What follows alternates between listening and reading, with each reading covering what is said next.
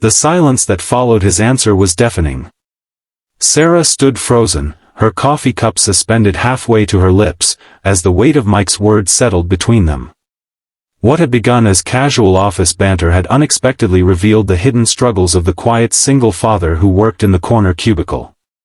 If you've ever judged someone's life choices without knowing their full story, this might change your perspective forever. Stay with me until the end, I promise it's worth it. If this story touches your heart, please consider liking this video and subscribing to our channel for more stories that remind us of our shared humanity. Mike Harrison never planned on raising his daughter alone. At 36, he had imagined a different life, one with family dinners around a table where both parents were present, weekend outings to the park, and shared responsibilities.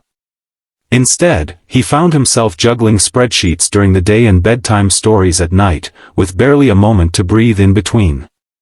The marketing firm where Mike worked had been his salvation after Emma's mother left.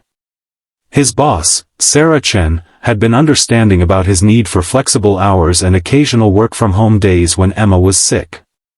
The job paid well enough to cover their modest apartment, Emma's school needs, and the ever-increasing cost of children's shoes that somehow needed replacing every few months.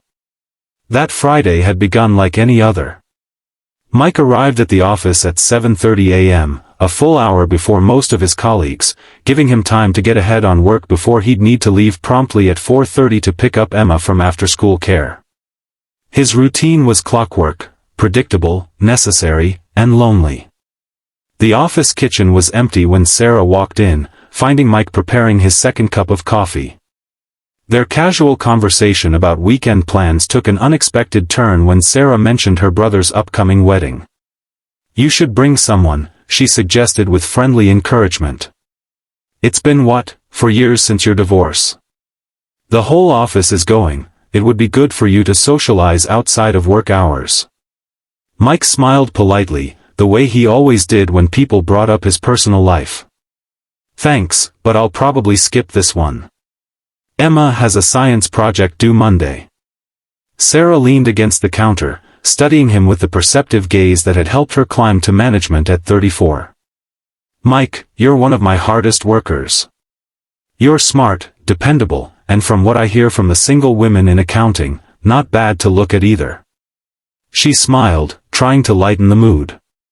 "But every time someone shows interest, you shut it down. Why won't you date? It can't just be about time management." The question hung in the air between them. Mike stared into his coffee, considering how much to reveal. He'd become adept at deflecting personal questions with humor or vague answers about being busy. But something about Sarah's genuine concern broke through his carefully constructed walls. "It's not that simple," he finally said, his voice quieter than usual. "Dating isn't just about me anymore." Sarah waited, sensing there was more. The office around them was still mostly empty, the morning sun streaming through the windows, creating a strange bubble of intimacy in the corporate kitchen. "The last woman I dated seemed perfect," Mike continued, surprising himself with his candor. "Smart, funny, great job. We went out for 3 months before I introduced her to Emma. I thought I was being cautious, you know? Making sure it was serious before bringing someone into Emma's life." He set his coffee down, the memory still fresh despite being nearly 2 years old. The first meeting went well. Emma was shy but warming up. Then a week later, this woman, Melissa, told me she'd been thinking about our future. She said she wasn't sure she could handle being with someone who would always put his child first. She wanted to travel spontaneously, to build a career that might require relocations. She said, his voice caught slightly, she said she'd thought she could handle dating a dad, but the reality was different than she'd imagined. Sarah's expression softened. "That's rough, but not everyone." 2 months later, Mike continued, "I tried again. Different woman, similar ending. She lasted through 5 meetings with Emma before admitting children weren't really her thing. She suggested maybe when Emma was older, more independent, we could reconnect." Mike looked up at Sarah, his eyes reflecting a pain that went beyond simple disappointment. Emma asked me, after that second woman disappeared from our lives, why people kept leaving us. She was 7 years old, wondering what was wrong with her that made people walk away. Sarah's hand moved unconsciously to her heart. Oh, Mike. I promised her that night that I wouldn't bring anyone else into our lives who wasn't absolutely certain about staying. I told her it wasn't her fault, it was never her fault, and that some adults just aren't ready for the kind of love that children need. Mike's voice remained steady, but the emotion behind his words was unmistakable. So to answer your question about why I won't date. I'm not just protecting my heart anymore. I'm protecting hers. And right now, that's more important than any loneliness I might feel. The silence that followed was profound. Sarah's eyes had filled with tears she was trying desperately not to shed in a professional setting. The simple question she'd asked out of friendly concern had revealed layers of pain and sacrifice she hadn't anticipated. I had no idea, she finally managed. Mike shrugged, attempting to lighten the suddenly heavy atmosphere. It's not something I advertise in team meetings. He glanced at his watch. I should get back to the Henderson proposal. As he turned to leave, Sarah called after him. Mike? Thank you for telling me. And for what it's worth, Emma is lucky to have you. He nodded once, a small smile touching his lips before he disappeared back to his desk, leaving Sarah alone with a cold coffee and a newfound understanding of the quiet man who always left precisely at 4:30. The Henderson proposal kept Mike busy until lunchtime. Unlike most of his colleagues who gathered in the break room or ventured to nearby restaurants, Mike typically ate at his desk, using his lunch break to FaceTime with Emma. Today was no different. Dad. Guess what? I got an A on my history test. Emma's face filled his phone screen, her excitement palpable even through the digital connection. That's amazing, Em. I knew all that studying would pay off.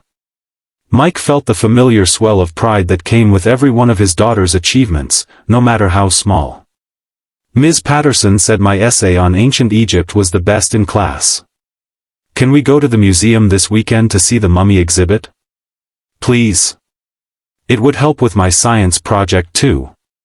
Mike laughed at her transparent attempt to combine fun with educational merit. Nice try. We'll see. First, tell me about lunch, did you eat your vegetables? Their 15-minute call continued with Emma's detailed account of playground politics and the ongoing saga of who sat with whom at lunch. These daily check-ins were sacred to Mike, a way to stay connected despite the hours they spent apart. As they said goodbye, Emma's final words were the same as always, love you to the moon and back, Dad. Love you to the moon and back, kiddo. See you at 5. As Mike ended the call, he noticed Sarah watching from across the office. She quickly looked away, but not before he caught the thoughtful expression on her face. Their morning conversation had clearly affected her, though Mike wasn't sure if that was good or bad for his career prospects. The afternoon passed in a blur of meetings and emails. At 4:25, Mike began his daily shutdown routine, setting his out-of-office message, organizing his desk for the next morning, and making a quick list of priorities for tomorrow. He was sliding his laptop into his bag when Sarah appeared at his cubicle. "Got a minute?" she asked, her tone professional but her eyes still carrying that morning's revelation. Mike checked his watch, a habit born of necessity rather than rudeness. "A quick one. I need to be out the door in 3 minutes." Sarah nodded, understanding. "The executive team is restructuring the Henderson account. I'd like you to lead it." Mike stared at her, momentarily speechless. The Henderson account was the firm's biggest client, a career-making opportunity that typically went to employees willing to work nights and weekends. "I'm flattered, but..." "Before you say no," Sarah interrupted, "I've already worked out the details. The account needs someone with your attention to detail and client relationship skills. We can arrange the meetings during school hours, and most of the work can be done remotely if needed. There's a substantial bonus that comes with it too." Mike's mind raced. The bonus alone could cover Emma's summer camp and maybe even start a proper college fund. But experience had taught him to be wary of opportunities that seemed too good to be true. Why me? There are at least 3 other account managers with more seniority. Sarah's professional demeanor softened slightly. Because you're the best person for the job. And because this company needs to get better at recognizing that employees with caregiving responsibilities aren't less valuable, they're often more efficient, more focused, and more loyal. She handed him a folder. Think about it over the weekend. The details are all in here, including the adjusted hours and compensation package. No pressure, but I think you'd be perfect for this. As Sarah walked away, Mike slipped the folder into his bag, his mind already calculating what this could mean for Emma's future. The possibility of advancement without sacrificing his commitment to his daughter seemed almost too good to hope for. The after-school care center was housed in a cheerful building adjacent to Emma's elementary school.